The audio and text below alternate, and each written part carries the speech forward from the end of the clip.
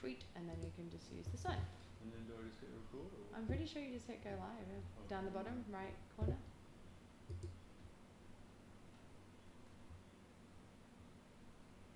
You guys You.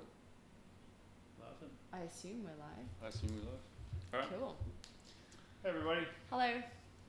We're our new fancy interview. We got a Zoom mic, interview. we've got a backdrop. I feel like this is graduation. We're legit now. It is looking very legit. Oh, we feel pretty legit. Yeah. It's pretty beautiful. This Yeah. is beautiful Bali. We're very lucky. We're very, very lucky, aren't we? It's getting And a little bit cooler today. look. Oh, it's very nice and cool in here. Mm. Definitely enjoying a bit of a break. Migrated into AC. Yeah. So we're going to talk about all things sales and how not to be salesy. Yeah. Yeah. So I just finalized the content for the sales and enrollment module, which is kind of why we've arrived at this. It's going to be beauty. Yeah, it's going to be really cool. I'm really excited.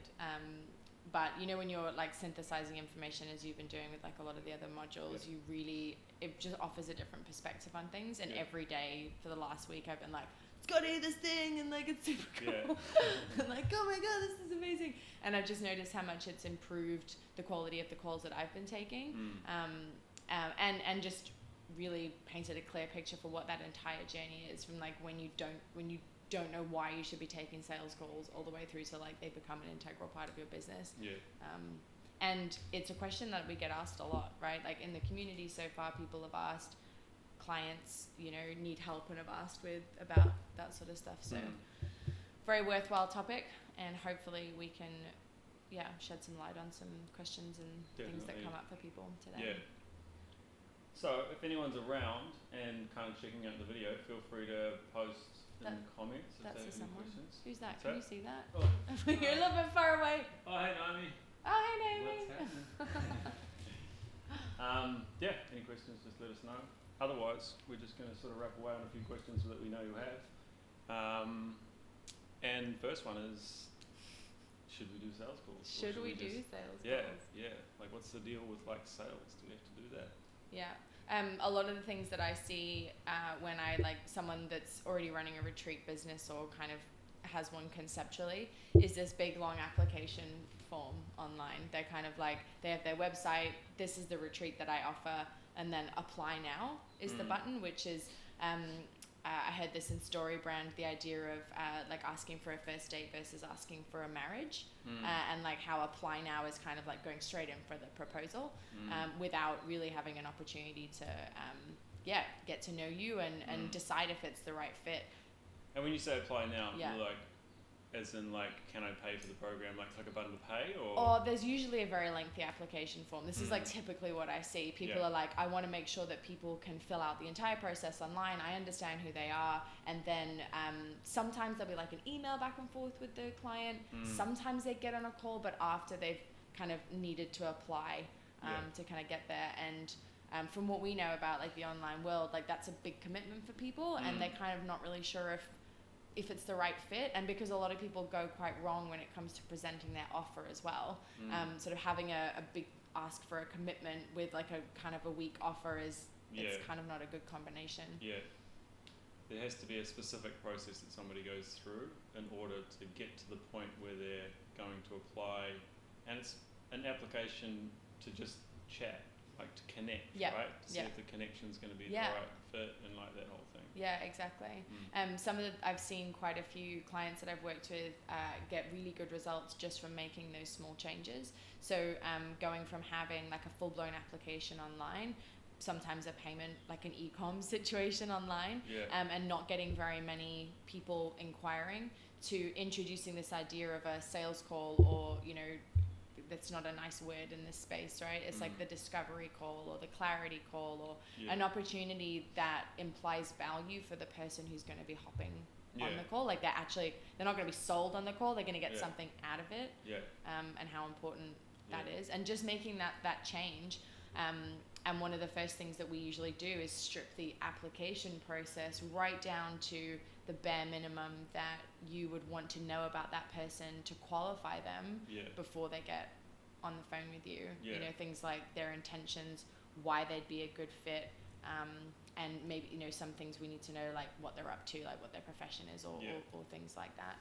And just making those changes, and then actually there's no point getting someone on the phone then just having like a little chat with them and then like, cool, like get in touch if you maybe want to come. It's kind of a bit of a waste of time. So having a structured process to then take people through on those discovery calls where you are I think this is super important. It's like you can't like bait and switch. You can't be like, oh, it's a clarity call, and then just like sell them the program on the phone. Like they need to actually get something valuable out of that experience with you to buy into the idea that you can actually help them. Like most of the people that run retreats are coaches, right? And so that call should be as much a coaching call as it is where you get an opportunity to make the sale. And what we've seen in the from a marketing funnels perspective is that when you're selling something, or you want to do a transaction of something over like the $2,000 price point, especially when you're going out without, you know, years of a brand behind you, you're going to want to have that personal interaction with someone, to give them an opportunity to get to know you, to build that trust with them, and for you to actually ascertain if they're going to be a good fit for the experience. Because like curating the right group of people on a retreat is really important. It's really important. I was speaking to Hannah actually about this, and she rejects so many calls because she's so clear on who it is that she wants, and she knows when she speaks to the right person that it's a like a full body yes. So. And that's like, it also comes back to like, if you have something set up on the front end that's introducing yourself and your brand, and you consistently have people coming and booking calls with you, then like your whole mindset kind of shifts around like, oh, I need to build this retreat, to like, who's going to be the best fit for the retreat, like who's going to be gelling with each other, who's going to be like a really, who can I like get who can I actually provide, you know, who's the best fit to provide the actual experience for, who's going to have the transformation. Can I share a story on that? Yes, ma'am. So I share with this quite regularly, but it's a really beautiful story about one of my clients, Chris, and he was the first like retreat campaign that we really worked on together, and it was so interesting, like the shift in his mindset. So Chris had ran this retreat the year before and didn't fill it, had enough people that he could go ahead with the retreat. He didn't make any profit, but still loved it and really wanted to run it again. And so when we started working together, this idea that the system that we developed for him could generate him a predictable stream of leads was like, what? He was like, sure, sure it can do that. But like, and I don't think he believed that it was possible, to be honest, but he was 6 weeks out from his retreat, and the guy that he'd hired to help him with... It's because there's so many promises, like so many other agents. It's like, oh, we can do this for you, you can sell out. It's just like, so it's like that scarcity mindset has been built up through previous experience, which is and justified. Rightfully, totally justified. And he'd just come out of that experience. He hired someone in the November, and it's freaking April. Hired someone nice and cheap. He was like, oh, I paid him like it was like $800 or something, and I was like. For like 3 months work. I'm like, okay, that's like. Did he get results? Yeah, did he get results? But also, you back me up on this. You get what you pay for when it comes to the marketing world. Usually, like people hopefully people that know they can get results usually charge a decent amount of money, and that's usually a good indicator if someoe's promising the world and charging cheap. But also, like, just such a mindset, because you like my friend Amber, like she just paid. She has an online program that's been successful, like herself. She's a savvy marketer herself. She's got a Facebook platform dialed in. Everything was working for her. She's just now landed a contract over in the States where she's doing like a TV show and stuff, so her time's been diverted to this thing. So she's like, all right, I'm going to get an agency to do the ads for me, and like not a good time. She was performing well, and then all of a sudden agency charged her $10,000, which is like $5,000-6,000 a month, and no results. So it's like, you can sympathize with like totally. I mean, our lovely friend Erin is a great example as well. Like her ad campaign is just going gang, and she cannot find an agency that can perform better than she can. And there's hopefully the people that she's going to work with now will, but it is a real minefield out there. And most people that I speak to, and I know you have this as well, are quite jaded from the experience. And trust levels are low. And that, so it's fair enough. So Chris was in. Did you want to say something else?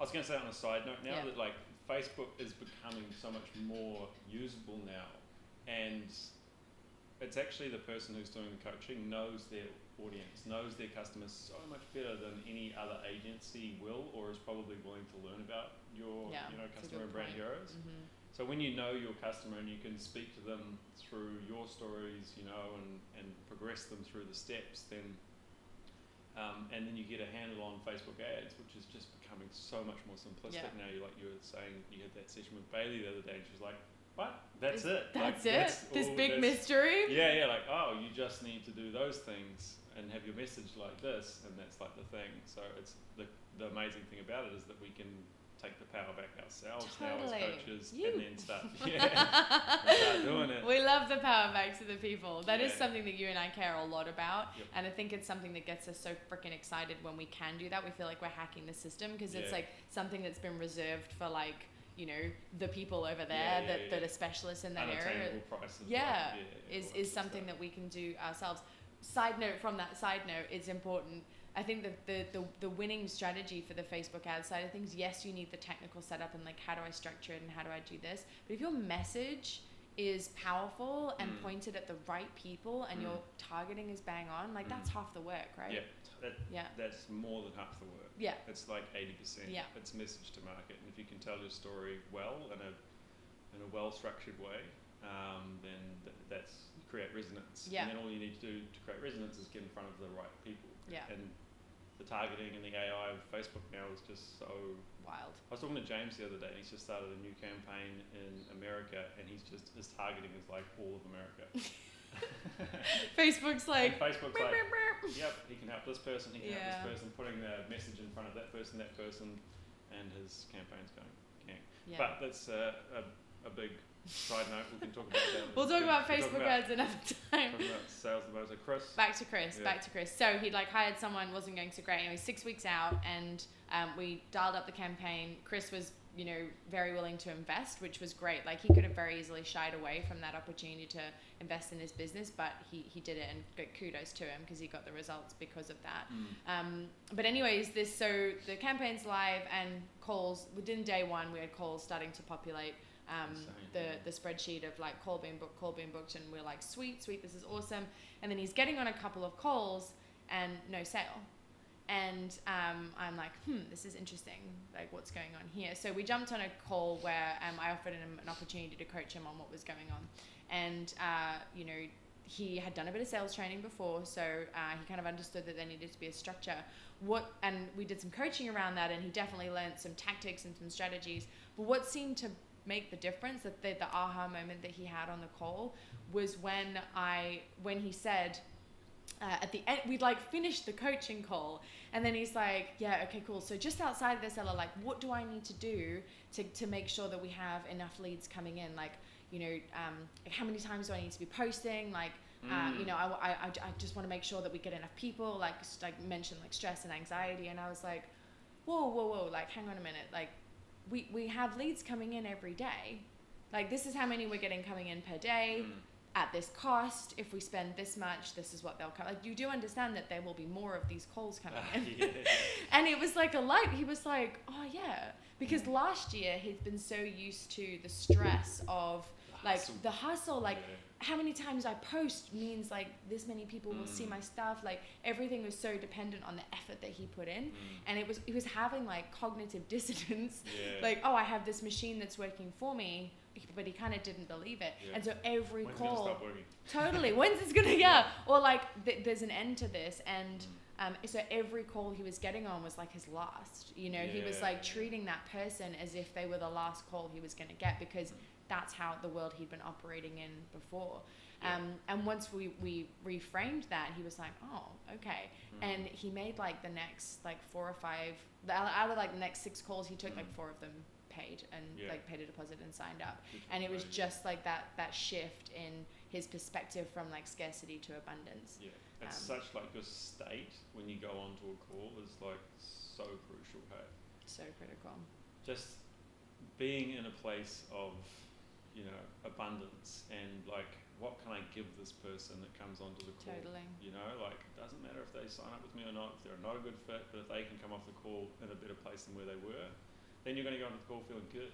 Yeah. Like, all right, I'm just going to serve this person for like an hour or whatever. Doesn't matter if they're a good fit or not, and then we'll see what happens. Totally. And then when you come from that place and you're getting qualified calls of people that actually probably are a good fit, then you've got a pretty nice combination. Yeah, and I think a lot of people get on the call. I used to do this a lot up until very recently, actually. Like, I'd have a call booked in with someone, and I'd be like, I'm gonna get them on board. I'm like, what the fuck? Like, I don't even know if they're a good fit.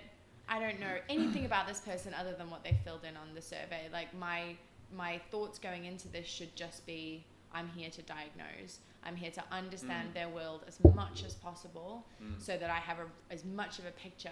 And something really, really key that came up again yesterday in such a powerful way is like, it's so easy to project like my view of the world onto you and onto the caller, and so much of the time we make assumptions about people.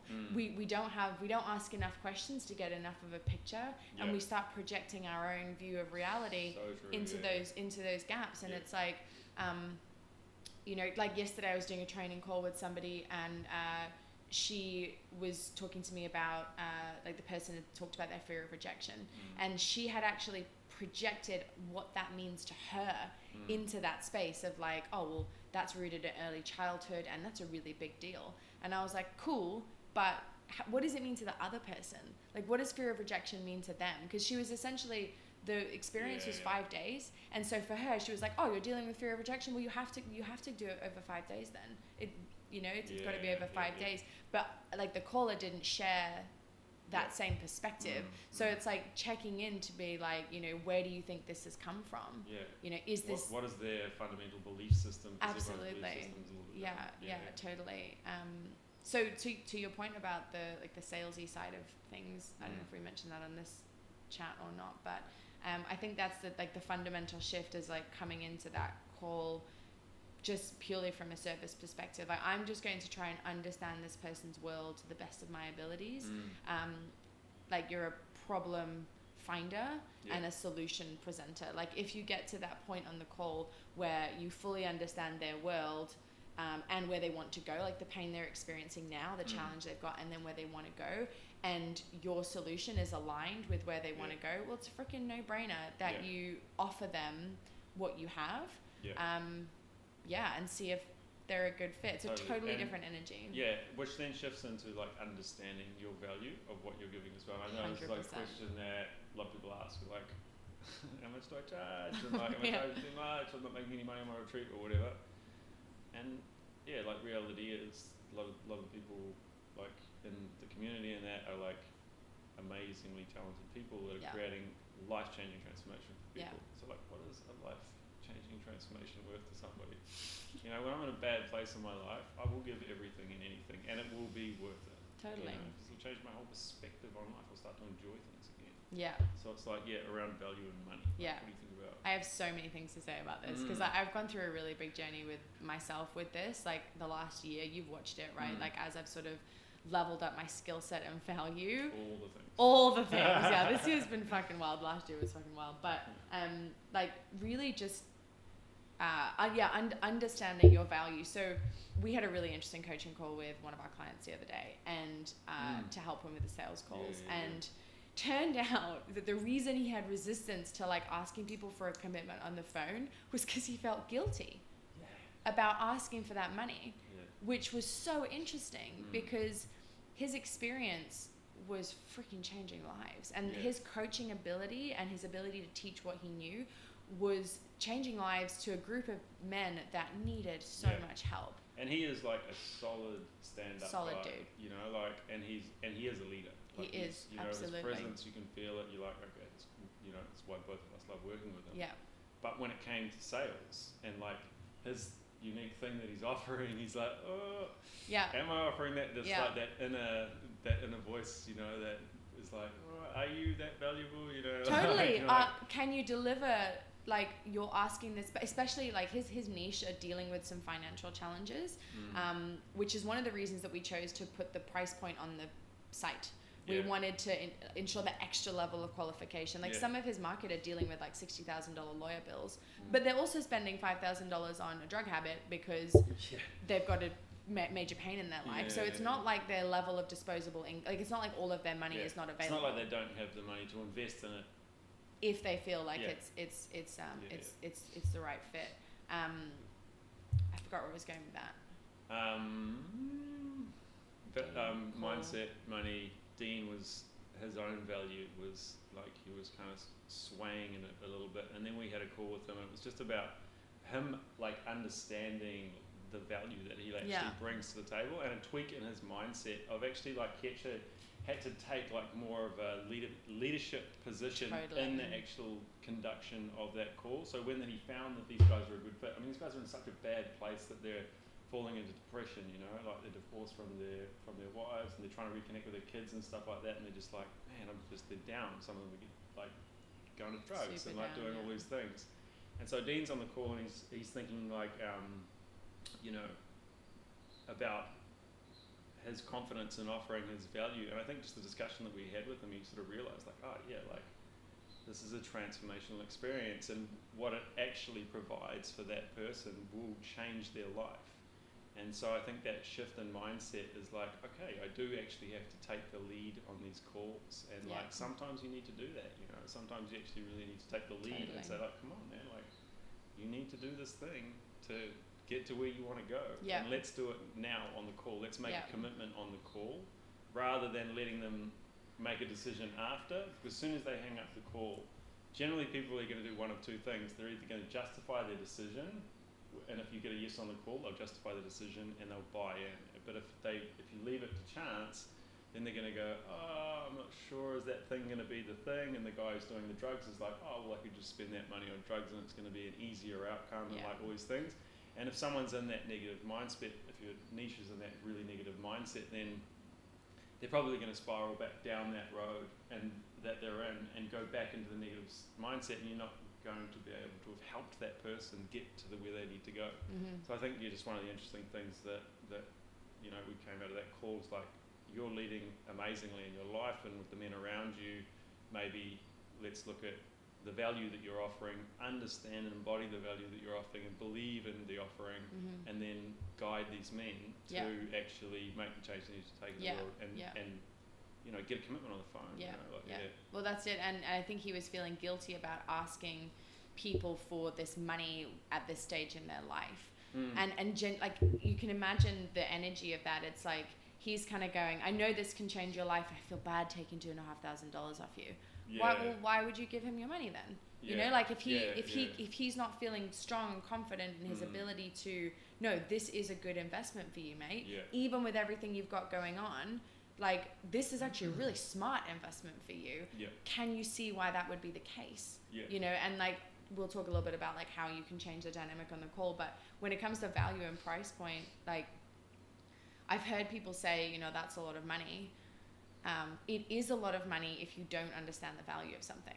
But when you have a conversation with somebody and you really understand their pain, the challenges that they're sitting in, and you know that your solution can help them, well then it's a no-brainer that often it's a fork in the road, when you're talking about transformational coaching. It's like people are here and they can either go down that road of like doing what they've always done and getting the results they've always gotten, or you could just set them on this path of like this accelerated growth and new paradigm shifts and all these things. So like when you really look at it, it's like this thing's going to cost like whatever, you know, the investment is this. It's like, you know, believe in yourself. And Totally.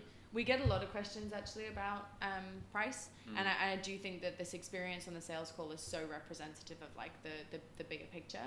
And also I think this comes back to, are you solving a valuable enough problem for the marketplace, for your brand heroes? Like, and are you clearly communicating the knowledge of what you, the message of the problem that you solve? And I had this conversation with someone who's going to be joining the program just yesterday, and she was sort of saying, I was like, I know from speaking to you that you are a freaking game changer. You are full of this wealth of knowledge and amazing experience, and clearly people leave your retreat with their lives changed. Do you think your market knows that? Like the way that you're, like, on the surface, you kind of just look like another wellness retreat. And she's like, I know. Yeah. And so, like, you know, the price point is reflective of your ability to communicate value. And in Dean's example, you know, he's solving the problem of people going through a divorce and losing themselves in that process and not having a way to, you know, rekindle their relationship with their children and reinvent themselves for chapter 2.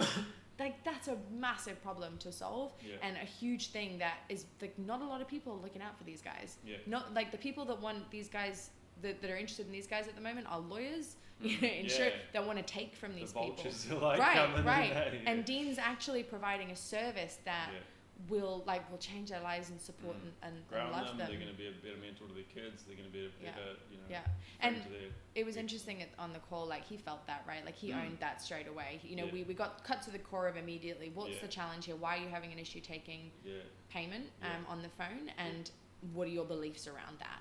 And then we helped him to see, by reframing and telling our own stories of how we've gone through the same shit. And you're human for not wanting to feel like you're pressuring someone into doing something. Totally. Which is funny, because what we went through with him is what you need to be going through with people on the call. Right? Like, the same uncovering, and this is something so critical that I've learned that has been so amazing. It's like, and this applies to life, you need to speak about the unspoken. Like, the shit that feels awkward and gross to talk about, like, you need to understand it. Like, if someone says they can't afford it, or now's not a good time, okay, so why?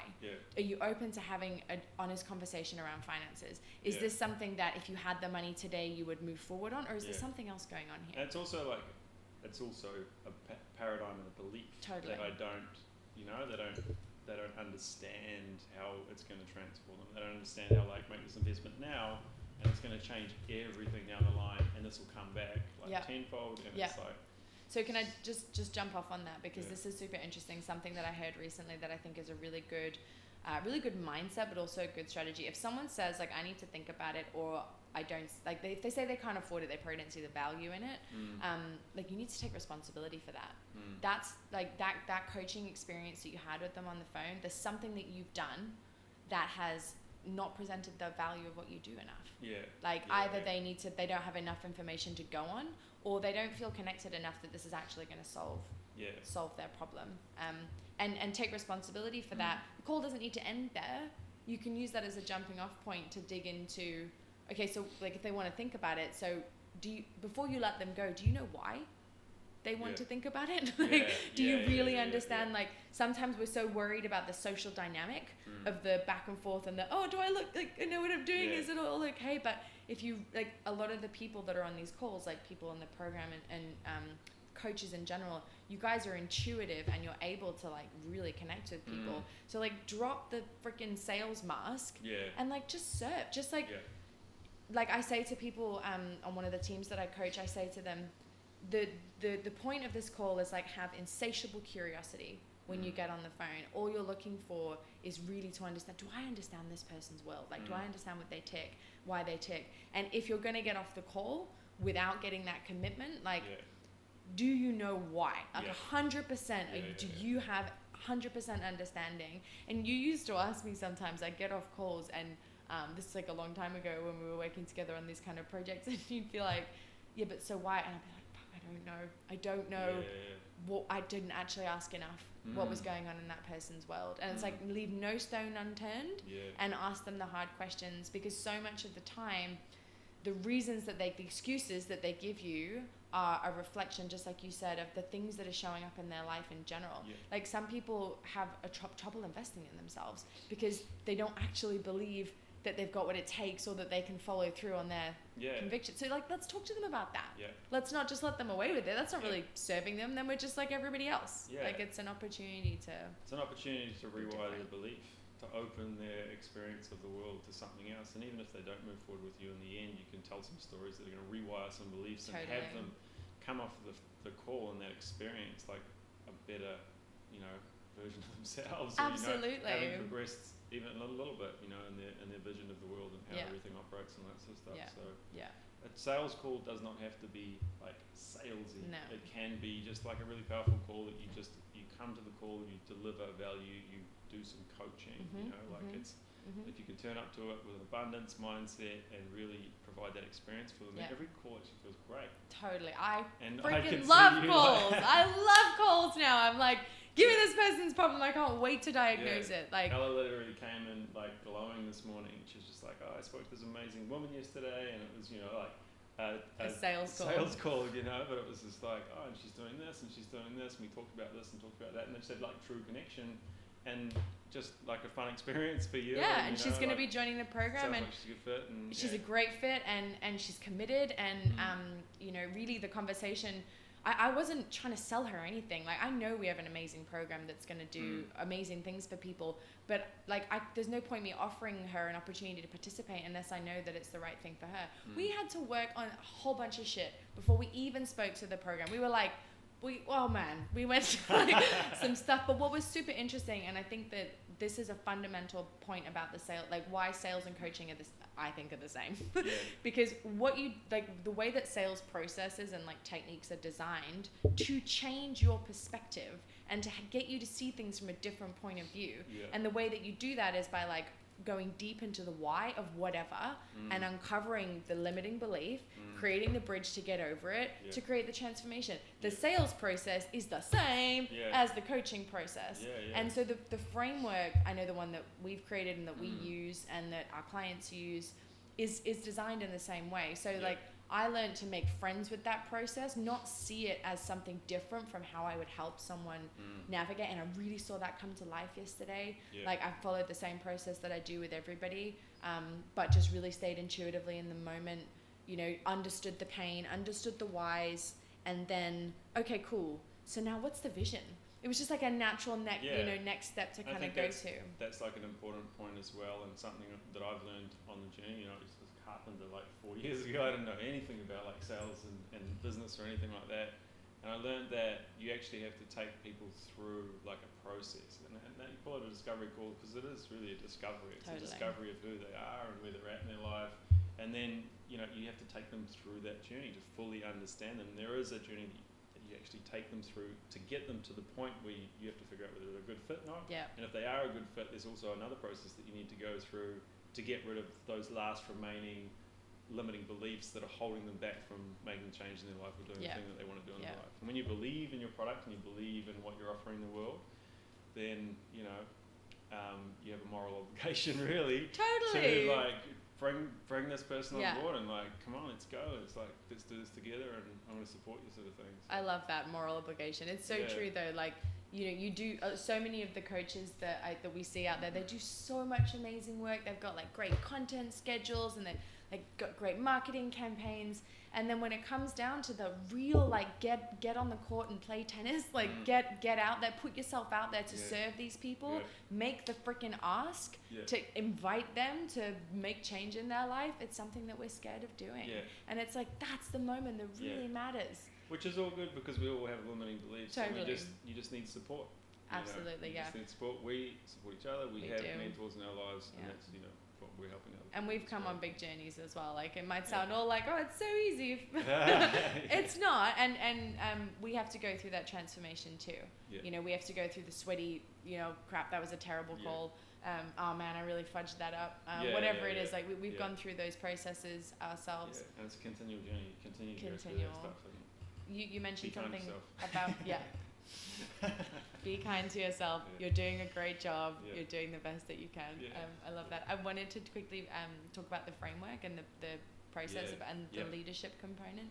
So something that I think is super critical is like setting the tone of the call and really creating a safe space for people. And you can do that so simply by telling them what's coming up. I see that mistake made so often. People jump on a call and they're like, so I really just want to understand your world. And then they like dive straight into the coaching and the enrollment conversation. But it can be so helpful to let them know what the end of this call is going to look like. We're going to have a conversation today. I have, the intention of just really understanding your world, understanding what challenges you're going through, what areas you'd like to move faster, and what you want your world to look like the changes that you want to see.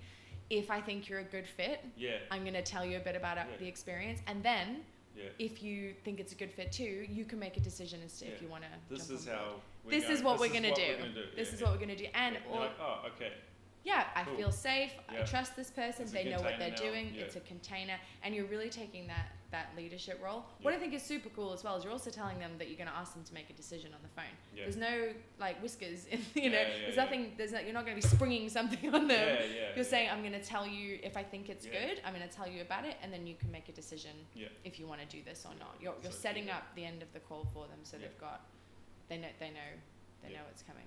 We have I think we have a question on the thing. Oh, I don't know if someone said some stuff. Hey Biggle, we've Hello. got Alex, Layla, Nicole, Crystal. Is that with us? Is Layla just saying hey? Is Sexy that Layla? couple. Oh hey Layla! Yeah. I thought you had a question, but you're just telling us we're beautiful. I love it. Love it. That's amazing. I'm open to people calling me sexy. That's sexy. I think she did. Alright. So what else we got? We got payment on the phone? We can talk about payment on the phone. Okay. Yeah. Payment on the phone. Yeah. It's a thing. It is a thing. It's a thing. So we briefly touched on it before. Some people feel really icky taking payment over the phone. I used to. Do you remember? Mm-hmm. I was like, I don't want to do that. I remember that. Yeah. Conversation. And it was funny because like I was like, well, I'd never give my credit card over the phone, and that was so I was like projecting my limiting belief onto my callers, which was super interesting. The more and more, so what helped me to get over that, and the more and more I have like grown in this space, is just understanding that I'm not taking anything from someone, and I'm not making them do anything they don't want to do. So like really, you want to get to a stage where someone goes, so do you want my card number, or like how do I pay? And then you can be like, yeah, we'll just process this on the phone now. That's where you want to get to, and it's like not encouraging, not asking for anything until you're getting to that stage, right? Like you're not being like, oh my god, I'm gonna ask them to pay on the phone. It's gonna be really weird. I don't really want the question's gonna come up. It's like, and also I think it's helpful to rehearse what you say. Brad Newman said this. I was watching. He's like this amazing, like heartfelt sales guy. Was saying he like practiced and and he just says, so what card do you want to put that investment on? And he practiced it like he was saying, I'll have a flat white with almond milk. It's like it was like just as like supernatural. You just have to be comfortable in what you're offering, and it's it all comes down to your own belief in your own product. But even if you do have the belief in your own product, sometimes you're still like a little bit nervous about like putting it out there. So doing that like routine of just practicing delivery as if you were practicing like a TED talk or something. Totally. Most people ask like, so what happens next? If you haven't talked about price, you talk about price. And you're only moving forward when they're like, okay, cool, let's do it. I'm ready. I'm in. You might need to do the ask again if you go through a loop of objection handling. You might need to anchor them back in making a decision on the phone so they're not kind of left spiraling. But typically then you can just be like, well, next steps are we get the payment squared away. Once that's done, you'll get some emails that will welcome you, and just explain what's going to happen. You're taking leadership in what's going to happen next, and they're like, okay, that's a really logical thing for me to do. And I think if you know that if they get off the phone and they haven't agreed to pay a deposit or the full amount that you're asking for, like then and there, you're probably never going to see them again. Like if you have that mentality, it will slow you down on the call to be like, right, what does this not how can I make this person give me their card, but what does this person need to hear and to know in order to ask me how they can pay. It's also like your beliefs in your own life as well, and like how 100%. You execute in your own life. It's like, and when you make a decisive call in yourself and what you do, if you're investing in a program, if you're making a buying decision on something, you're like, yep, I'm in. That's what I need. If that's what you're doing in your life, then you're going to attract that as well. Totally. It's really important. Yeah, it is. Sales is like an icky word in this space, but all a sale is a business transaction.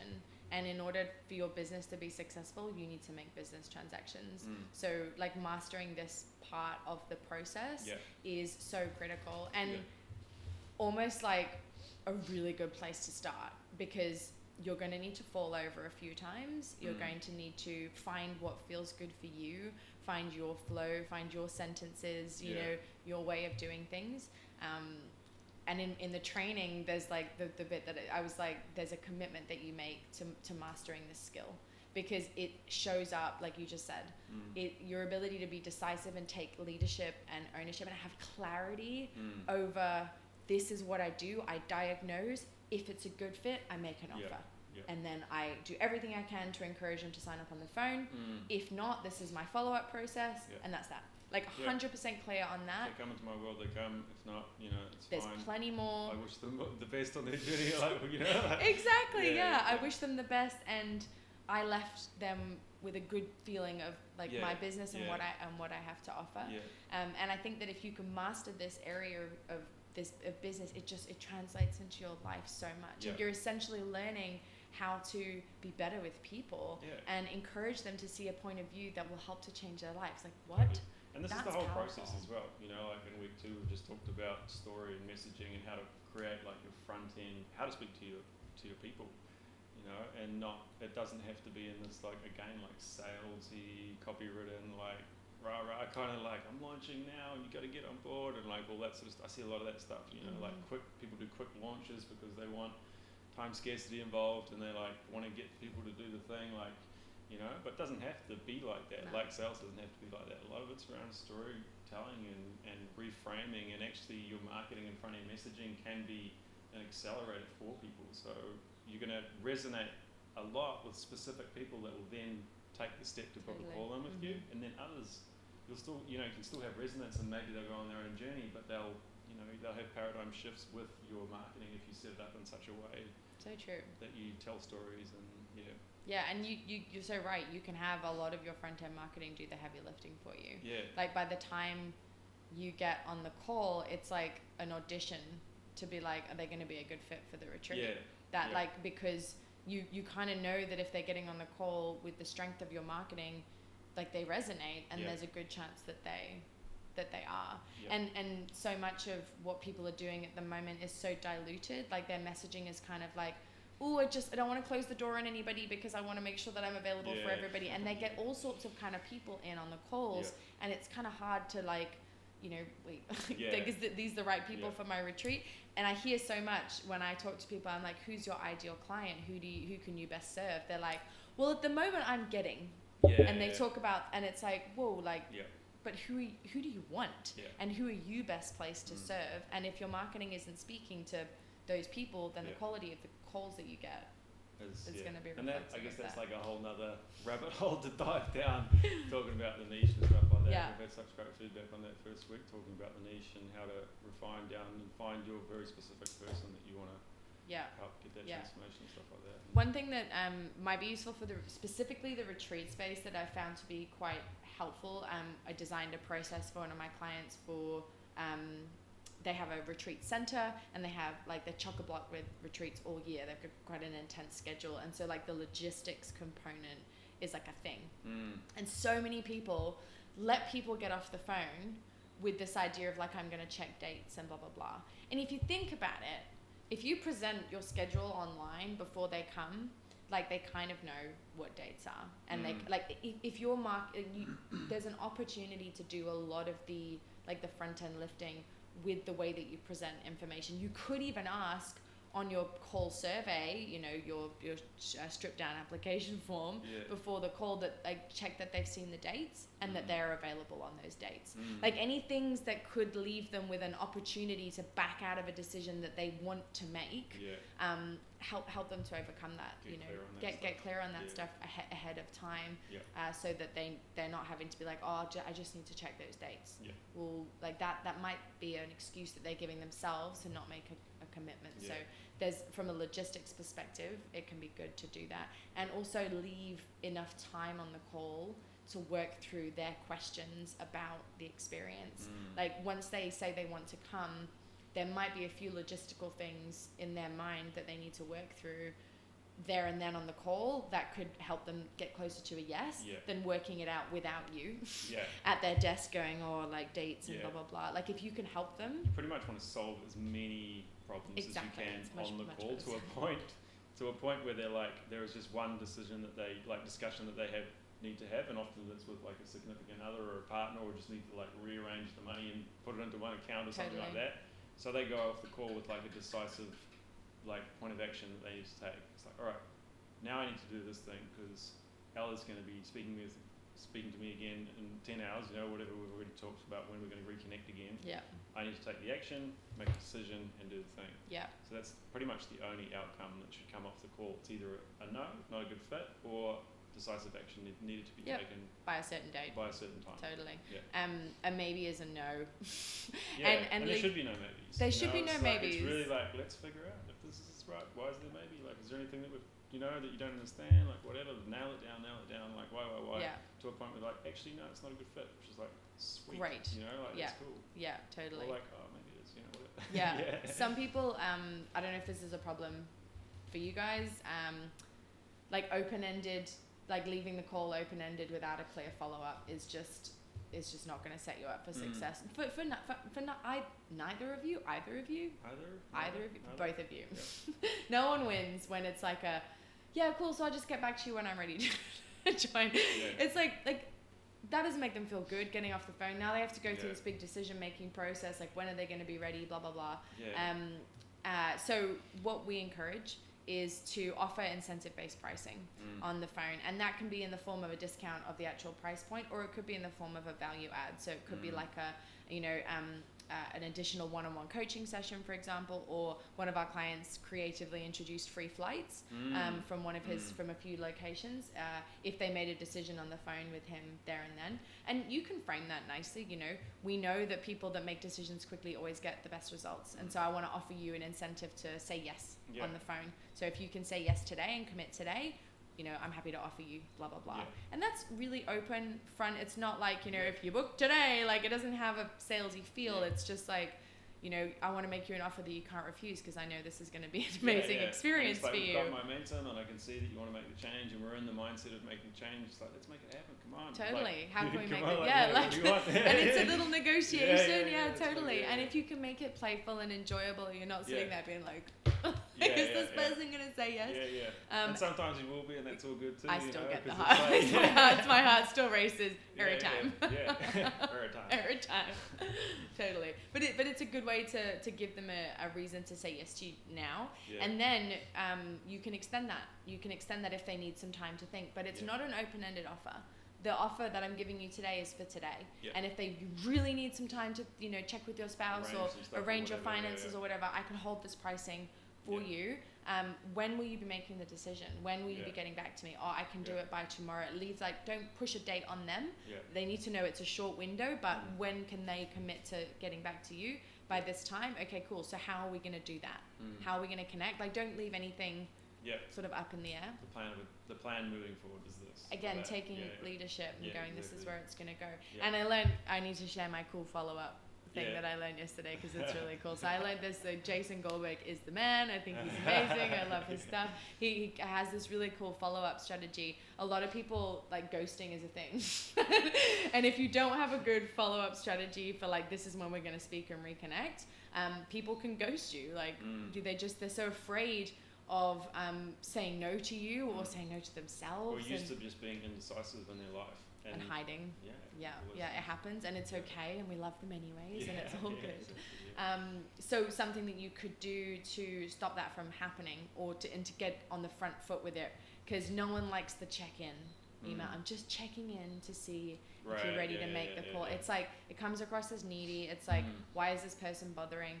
And this tip that I got was, if you can come at them from a place of, or go to them from a place of love and service, they're much more likely to respond to you. And not that this is a manipulation strategy, but if you can pique someone's curiosity, they are way more likely to get back to you, to want to know. We played around with that joke of like the curiosity loop yesterday. I was like, I've got a great strategy for you, Scotty, and I'd be happy to tell you tomorrow. And it's like, if you open that loop in their mind, they need to close it. So if you think that this person might ghost you, if something happened on the call where you think, this person might need a longer time to follow up or whatever, I just really want to get them back on the call. messaging them and being like, hey, Scotty, I loved our chat yesterday. Thank you so much for sharing what you did. I was thinking about that unresolved issue that you have. And I was on a call with someone else today, and we workshopped a really good strategy that I actually think would be really effective for you. If you have 5 minutes tomorrow, I'd love to chat to you about it. Yeah.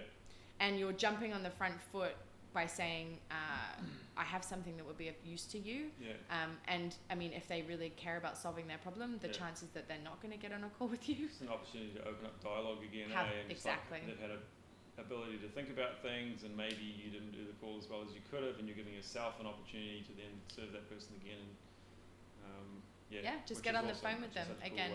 And so many people will be like, I was thinking about it and I didn't know whether to get back to you or whatever. Like you can have an honest conversation with them. And you want to, and the important thing that Jason stresses, and I'll stress too, is like, that can't be a bait tactic. Like everything has to come from love and genuine service. Like sit there and think, how can I add extra value to this person's life? Like what did come up for me that I can share with them? Like, and then they're a good fit. Another good fit. What else can I? What other problems have they got coming up in their world?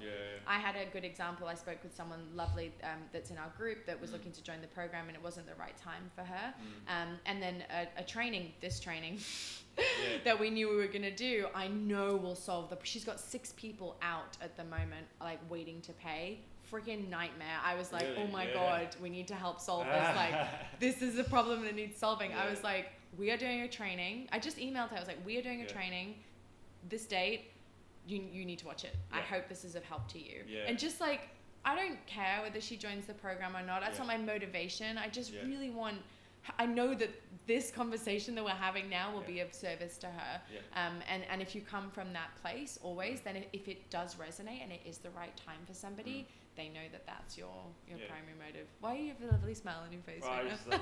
It's like regardless, it's just like if you're showing up in that way in the world and you just like give it, service, then it just feels good. Totally.